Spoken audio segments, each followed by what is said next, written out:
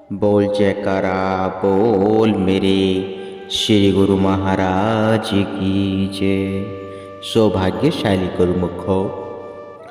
कमल और कुमुदनी दोनों जल में रहते हैं और सूर्य चंद्रमा आकाश में रहते हैं।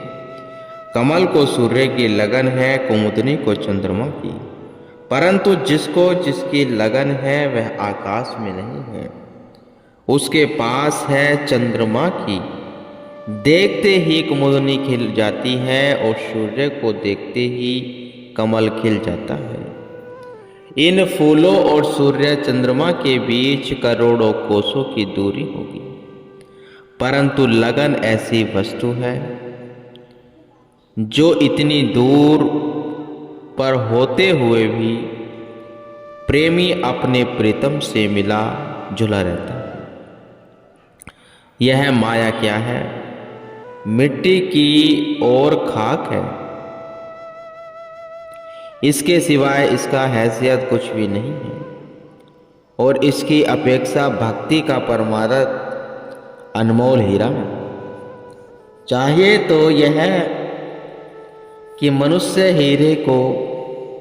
हीरे की दृष्टि से देखे और मिट्टी को मिट्टी की नजरों से ख्याल करे,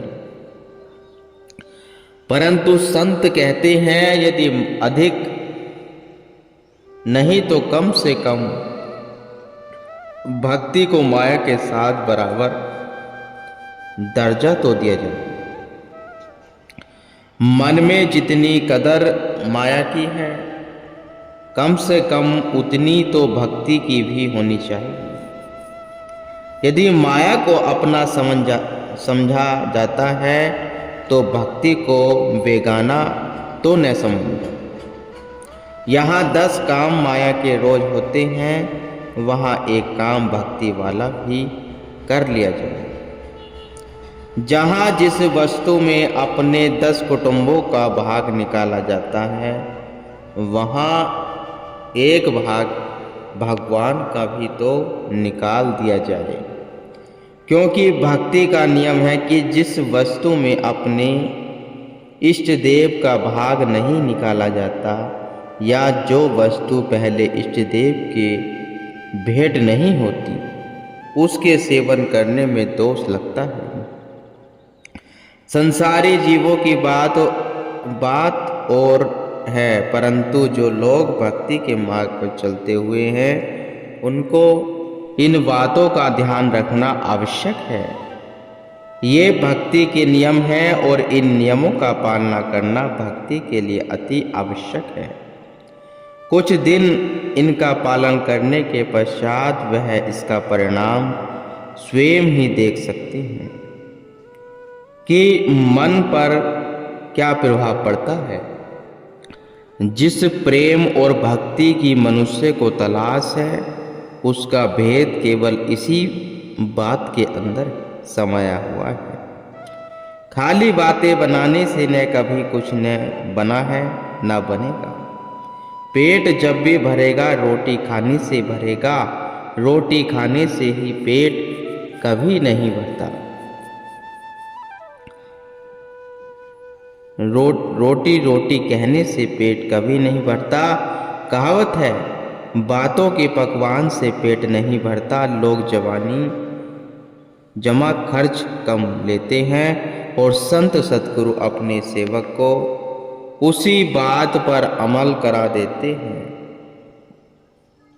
यह उनकी बढ़ाई होती है। करनी बिन कथनी कथे, गुरु पथ लहे न सोए। बातों के पकवान से धामा कफू न होए। मनमती माया और गुरुमती भक्ति है। मनमती अंधेरा है और गुरुमती रोशनी है। जब तक जीव मनवती के अंदर रहता है, जब तक ठोकरे खाता रहता है, और जब गुरुमती को धारण कर लेता है तो रोशनी में आ जाता है और तमाम रास्ते उसको साफ साफ दिखाई देने लगते हैं।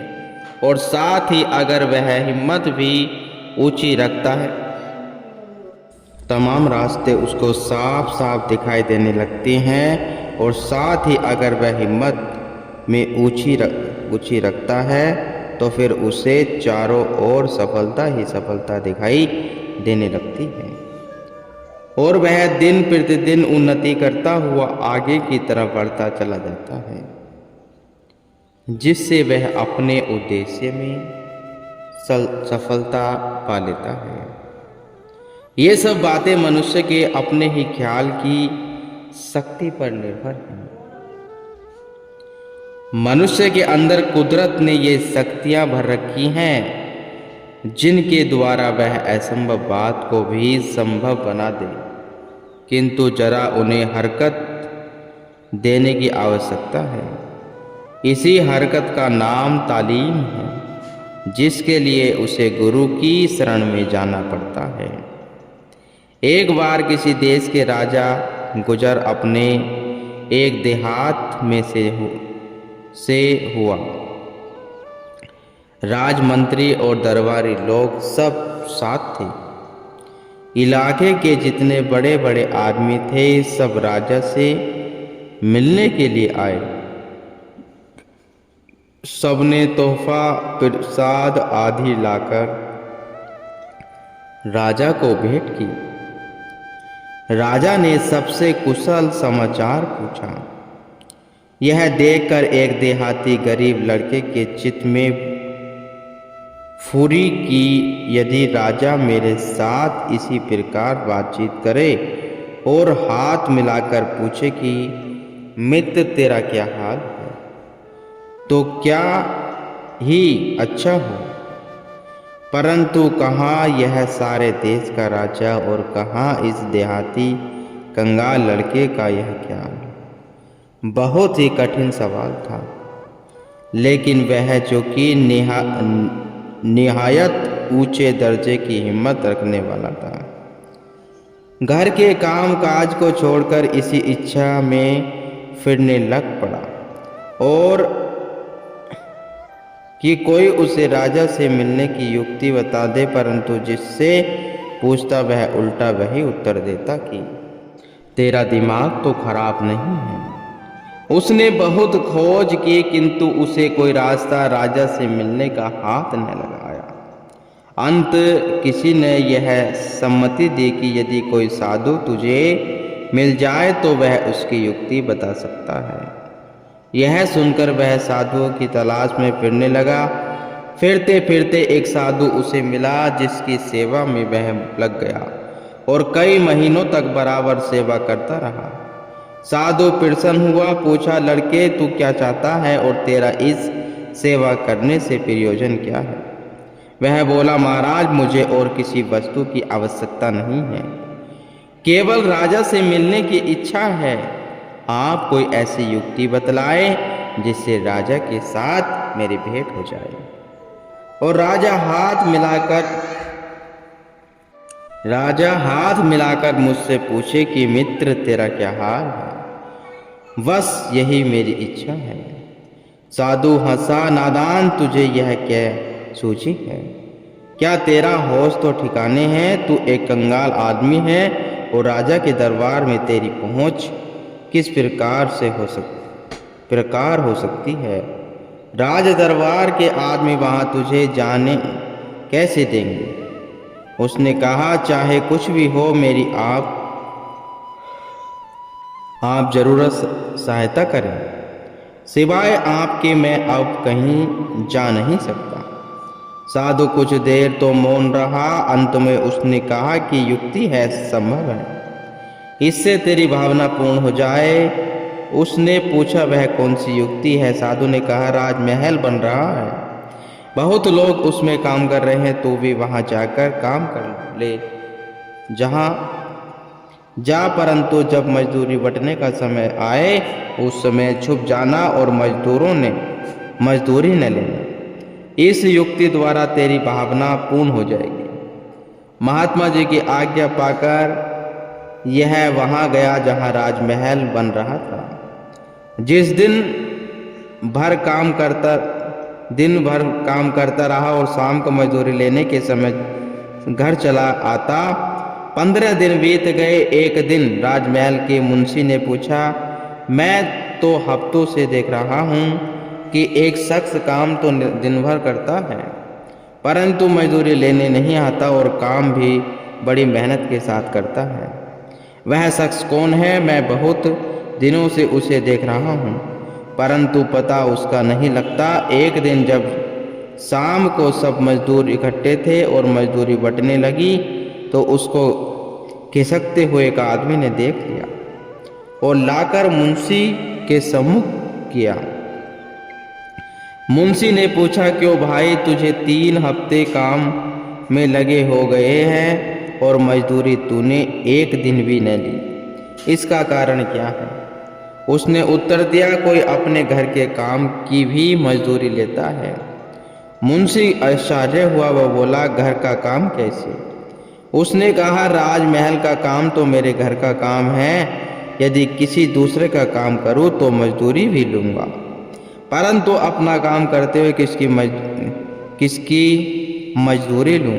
मैं तो ऐसे ही काम करूंगा और उसके बदले एक पैसा भी नहीं लूंगा, क्योंकि मुझे राजा से प्रेम है और इसी प्रेम के कारण मैं उसकी सेवा करना अपना काम समझता हूँ। मुंशी इस उत्तर को पाकर अचंभित हुआ। उसे राज दरबार के मंत्री के पास ले गए। मंत्री के पूछने पर भी उसने वही उत्तर दिया। मंत्री सुनकर मौन हो रहा था और बात को दिल में रख लिया। कुछ दिन बीतने पर मंत्री राजमहल की देखभाल करने आया। देखा तो वह शख्स दूसरे सब मजदूरों से अधिक काम करता रहा और फिर दिल की सारी ताकत काम में लगा देता। मंत्री ने उसे बुद्धिमान और सच्चा आदमी समझकर राजमहल का सारा काम उसकी निगरानी में कर दिया, जिसका फल यह हुआ कि थोड़े ही समय के अंदर वह राजमहल स्वर्ग का नमूना बन गया। महल तैयार हो गया और मंत्री के कहने पर एक दिन राजा स्वयं उसको देखने के लिए आया और उसकी बनावट सजावट को देख के अति प्रसन्न हुआ और पूछा, यह काम किसकी महती में पूर्ण हुआ है? मंत्री ने उस शख्स का नाम लिया और साथ ही उसकी सच्चाई से काम करने और मजदूरी न लेने का हाल भी सुनाया। राजा लोगों के अति विशाल और ऊंचे दिमाग होते हैं। ईश्वर ने जिसको जितनी ऊंची पदवी दी होती है उसकी समझ और साहस भी उसी के अनुसार हुआ करता है। सुनते ही राजा के मन में उसकी इज्जत पैदा हुई और सोचने लगा कि कोई मामूली दिमाग का आदमी नहीं है, मेरे दरबार में इसका पूरा सम्मान होना चाहिए। मंत्री से कहा, उस शख्स को बड़े आदर के साथ मेरे पास ले आओ। दरबारियों ने बड़े सत्कार के साथ उसे राजा के सम्मुख लाकर खड़ा किया और उसको देखकर राजा कुर्सी पर से उठा और हाथ से हाथ मिलाकर मुस्कुराते हुए बोला, आओ मित्र, क्या हाल है?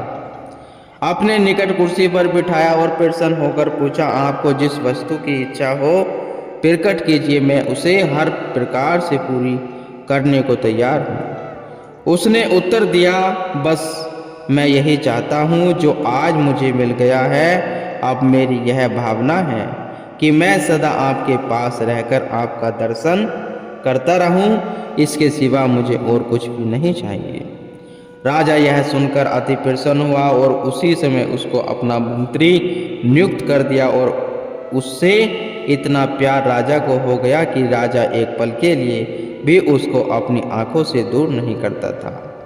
राज दरबार में सब उसका सम्मान करते। राजा ने उसके लिए अपनी ही जैसा एक अलग महल तैयार करवाया और उसमें नाना प्रकार के सुखों का सामान भर दिया और कहा, यदि तू अपनी सेवा का फल नहीं लेता तो न सही, किंतु अब तू मेरे ही जैसा हो गया है। तेरे और मेरे में कोई भेद नहीं। ले आधा राज्य और मेरे साथ मिलकर प्रजा पर हुक्म चला। उस दिन से राजा ने अपने राज्य का आधा भाग भी उसके नाम लिखवा दिया और दोनों मित्र की तरह साथ साथ मिलकर रहने लगे। इस कथा से हमको तो दो उपदेश मिलते हैं। एक तो यह कि यदि हम सफलता चाहते हैं तो हिम्मत ऊंची होनी चाहिए। जब हिम्मत ऊंची होगी तो कुदरत की समस्त शक्तियाँ एकत्र होकर हमारी सहायता के लिए तैयार हो जाएंगी और सफलता हाथ बांधे हुए हमारे पैरों में हाजिर रहेगी। दूसरी यह कि मन से माया के प्यार को दूर करके माया के पति के साथ प्रेम करना चाहिए और यही संतों का उपदेश है। संत न किसी की कुछ छुड़वाते हैं, न छोड़ने की शिक्षा देते हैं, न कुछ छोड़ना है, न कुछ पकड़ना है, न कुछ त्यागना है, न ग्रहण है। वह जो कुछ है सो है और तुम जो कुछ हो वही रहोगे। किसी नई सृष्टि की ओर संत तुमको नहीं ले जाएंगे। केवल उनका यह उपदेश है, तुम माया की जगह माया के पति के साथ प्यार करो। पहले तुम माया के अधीन हो और माया तुम पर हुकूमत कर रही थी। अब तुम माया के पति के साथ मिलकर माया को अपने अधीन बनाओ। जब माया का पति तुम्हारा हो जाएगा तो फिर माया तुम्हारी दासी बन जाएगी और तुम उस पर हुक्म चलाने वाले बन जाओगे।